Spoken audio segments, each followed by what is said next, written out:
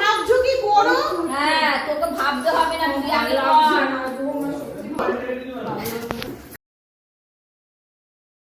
সাজানোর কথা ছিল আমার 2:30, ক্লায়েন্ট বললো না 3টেই করো।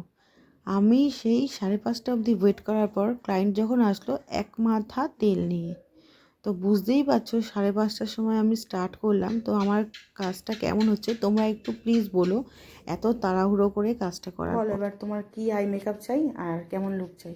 তোমার মতনই করে দেবো। আমার মতন করে দেবো? হ্যাঁ, ঠিক আছে। নিউডের মধ্যে করে দেবো। নিউডের মধ্যে? একদম। ঠিক আছে। এত তাড়াহুড়ো করে আমি কাজটা স্টার্ট করেছি যে বলার মতো না। তো আমার বেস আর আই মেকআপটা তোমাদের কেমন লাগছে একটু জানিও, আর কলকাটা আমার কেমন হয়েছে তোমরা একটু বলো প্লিজ। ভালো লাগলে কমেন্ট করো, লাইক করো, ভিডিওটা শেয়ার করো। কি সুন্দর লাগছে, তখন কি সুন্দর হাসছিল, এখন দেখো কি সুন্দর লাগছে পিপিকে। ও অন্যরকম মুড হয়ে রয়েছে। ফাইনালি আমার কাজ কমপ্লিট হয়েছে, কেমন হয়েছে তোমরা একটু জানিও। আর অনেক ফাস্ট আমি কাজটা করেছি, তো তোমাদের যদি ভালো লাগে তাহলে আমাকে বুক করতে পারো আমার নাম্বারে। ভালো লাগছে রূপাদির কাছে সেজে, সুন্দর হয়েছে, সাবেকি লুক হয়েছে, আমি খুব খুশি হয়েছি। Thank you রূপাদি।